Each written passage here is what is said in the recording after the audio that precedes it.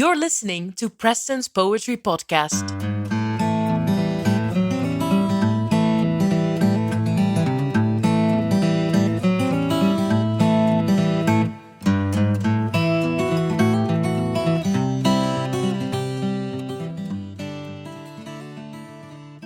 Just the other day, I was talking to a friend of mine on the phone.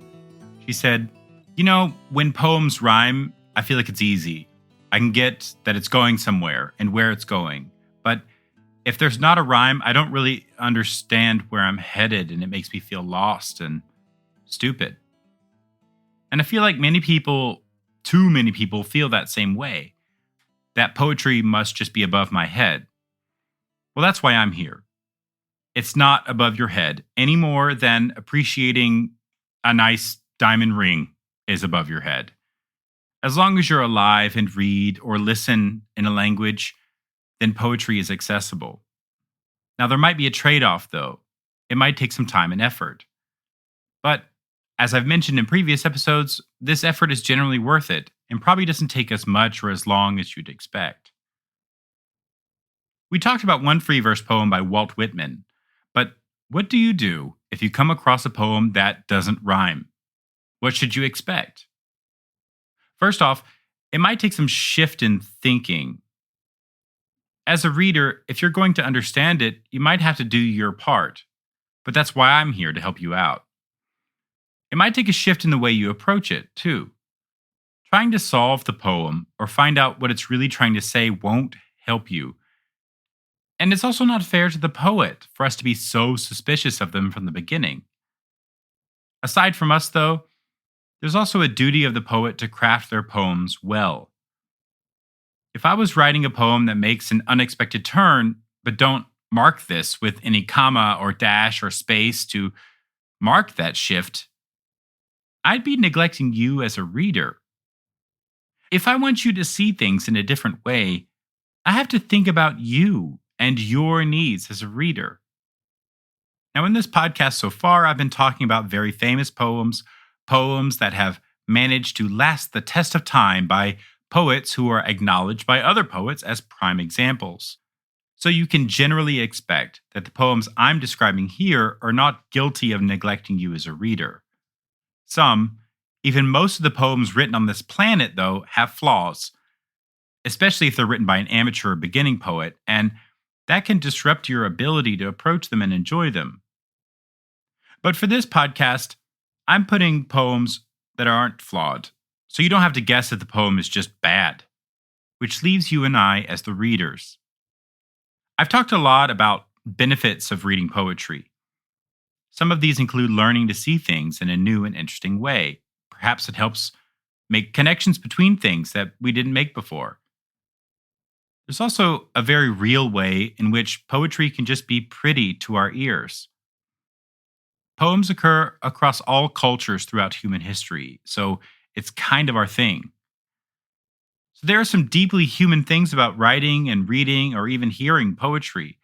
It's our own voice as humans, coming not only from our minds, but from our hearts, our very souls.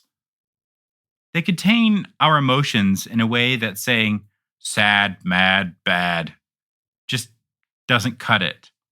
They contain our excitement toward life through images of trains or thoughtfulness in a poem about being a nobody. They contain the things we love in images like a red wheelbarrow, or our spouses in everyday glory covering the lettuce and talking about things being good for your back. Since the late 1800s after Walt Whitman, poets have generally only used rhyme and form to the degree that it helps get the point across. But that isn't always the case. One of the ways that poets think about that deeply human voice is by writing in the way that we talk, which is hardly ever with 5-beat lines that have an A-B rhyme scheme and so on and so forth. This is called free verse poetry. And free verse poetry is essentially poetry without any consistent rhyme or form. Free verse enables poets to write the way we think and talk, all the while making those rich poetic connections. Today's example is from Stephen Crane, author of The Red Badge of Courage. Today's poem is called In the Desert. It's a short, odd, even gross narrative poem that takes us on a few wild turns, but that can teach us a lot about how to look at ourselves. Here, have a listen. In the Desert by Stephen Crane. In the desert, I saw a creature, naked, bestial, who, squatting upon the ground, held his heart in his hands and ate of it. I said, "Is it good, friend?" "It is bitter." "Bitter," he answered. "But I like it because it is bitter and because it is my heart." The poem tells this odd story of someone who sees a naked, animal like man. At least we assume it's a man because it actually says creature in the desert holding a heart. Then, the first turn, the man eats the heart. Those are some pretty crazy visuals. As an aside, though, this is a very cool example of a novelist then turning to put his thoughts into poetry. This is a classic story hook. A guy eats a heart. How odd. Why is he eating that heart? Gross. The whole image is shocking. Now, there's not any secret meaning here, nothing to not get. This is just the odd, visually striking setup that Crane makes. Anyway, back to the poem. Then the speaker asks the man if it's good. Now, at first, we might be tempted to read it as, does it taste good? The line ends with a question mark and end quotes. We should probably then pause a second. He does not ask if it tastes good. He asks if it is good. Is that heart a good heart? To which he answers, "It is bitter." Long pause for the dash. Bitter. Again, we might assume that he's saying it tastes bitter. But to have a bitter heart or to be bitter also means something on its own. Bitter about what? What happened to this heart? Then the man says he likes it because it is bitter. I think this is a very good line for learning about poetry. Not all poetry is about pleasing topics. Sometimes we get nasty images. Sometimes poetry is ugly, rude, triumphant, obstinate, annoying, playful. And that itself is striking. It communicates something, contains some facts or images full of human experience and emotion. Anyone alive knows that not all things in life are pleasant for us as people.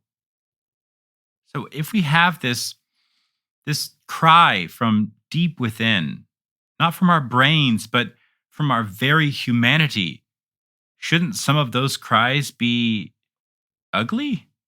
That's also deeply human, right?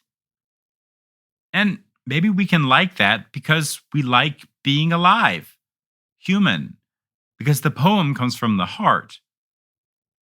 The kind of heart that this man likes, not despite its bitterness, but because of its bitterness. And then he adds the big turn we were all kind of expecting. He likes it because it is his heart. And we could just think, ew, a guy eats his own bitter heart. What a disgusting person. But what about your heart? Think about that. Has something made you bitter ever? Has something hurt you? What person in this world doesn't carry around a slightly rotten, scarred heart? Now, this man, down to his bare body, humanity at its most basic, likes it because it is his. Do I like my own bitterness? With just a little bit of time and attention to this weird story, we can reap this whole reflection about how we deal with our own traumas. On the one hand, The bad things that happen to us might make us feel small, naked, and bitter. But on the other, these bad things allow us to become who we are. They make up our personalities, make us interesting. Our own traumas are the hooks in our own stories from which we carry on. And notice too that in the poem, there's someone who's there to carry on a conversation with him. He's an interesting creature that the speaker actually engages with. Those scars we bear, they can make us bitter, afraid, and small, but they can also be seen as the very nourishment and food for who we are, the things that make us interesting and that give us character. Have another listen. This is In the Desert by Stephen Crane. In the desert, I saw a creature, naked, bestial, who, squatting upon the ground, held his heart in his hands and ate of it. I said, "Is it good, friend?" "It is bitter." "Bitter," he answered. "But I like it because it is bitter and because it is my heart."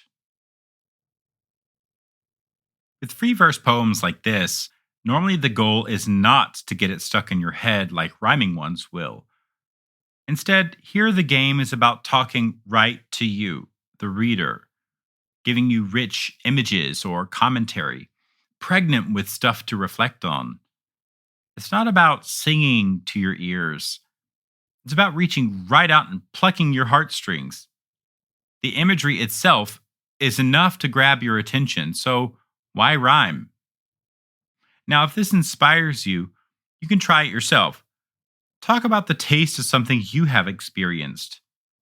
Using some pretty striking images, like a man eating his own heart, is also a way to engage with the reader and to give them something to think about.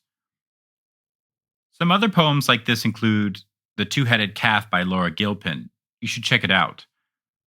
And when it comes to reading these poems, if you feel stupid or intimidated, just remember, these people are not writing these poems to put you down. Poets are not your high school teachers giving you grades. Even if you're reading these poems for a class, the poem itself is a bunch of words, creatively organized by someone, sure, but they are words on a page. Words don't have thumbs or minds, so they can't scratch a grade beside your name. Every single poet, every single one of them, isn't trying to scar or belittle you. No, poets write to try to offer us something to feast on from the bitter or excited depths of our common heart and soul.